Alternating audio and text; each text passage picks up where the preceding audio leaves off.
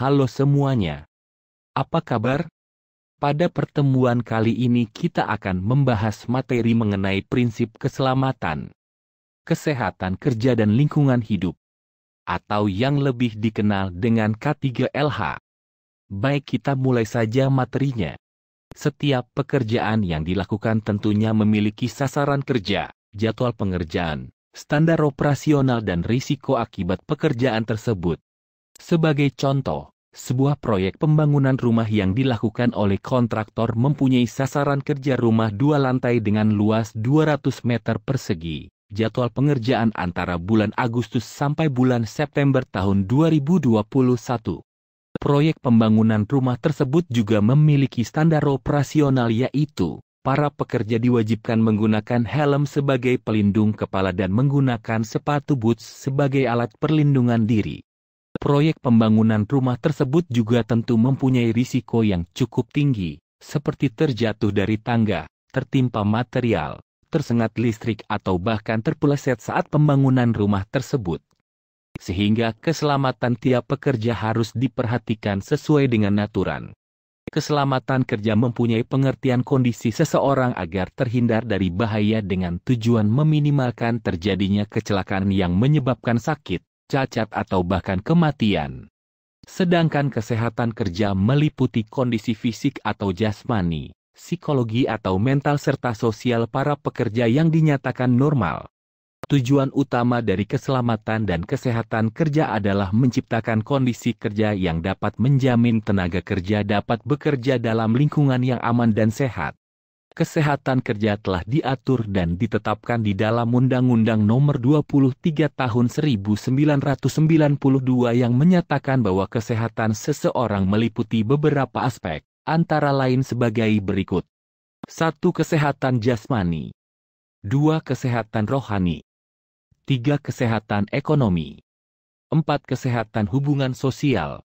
Kesehatan jasmani seseorang meliputi 1. Tidak sedang dalam kondisi sakit atau memiliki riwayat penyakit yang dapat menghalangi aktivitasnya dalam bekerja.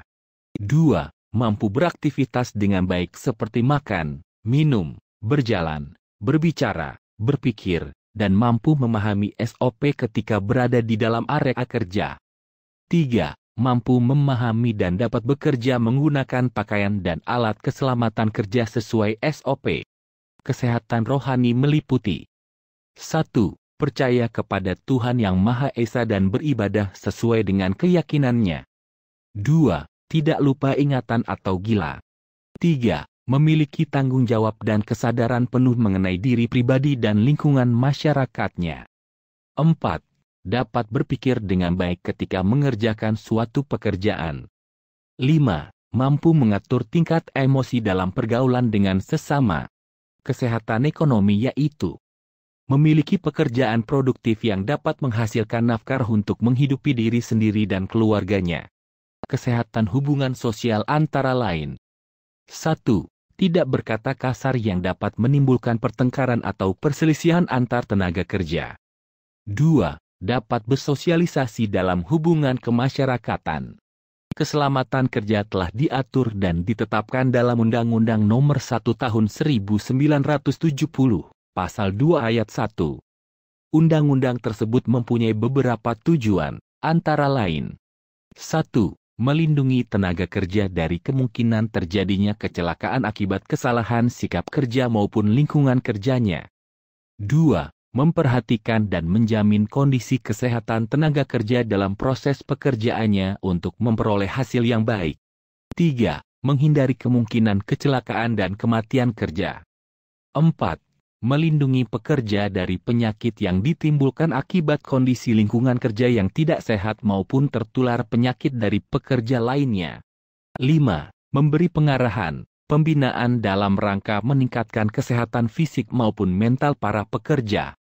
6. Terjaga setiap aset perusahaan dari kecelakaan dan kelalaian yang menyebabkan kerugian.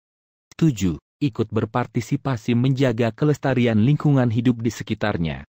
Ketika terjadi kecelakaan kerja yang diakibatkan oleh kelalaian pekerja atau kondisi lingkungan yang tidak aman dan nyaman, maka dapat menimbulkan kerugian.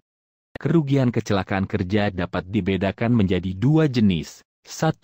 Kerugian sektor ekonomi. 2. Kerugian sektor non-ekonomi. Kerugian di sektor ekonomi antara lain. 1. Alat, bahan mesin dan ruangan menjadi rusak atau tidak berfungsi sebagai mestinya.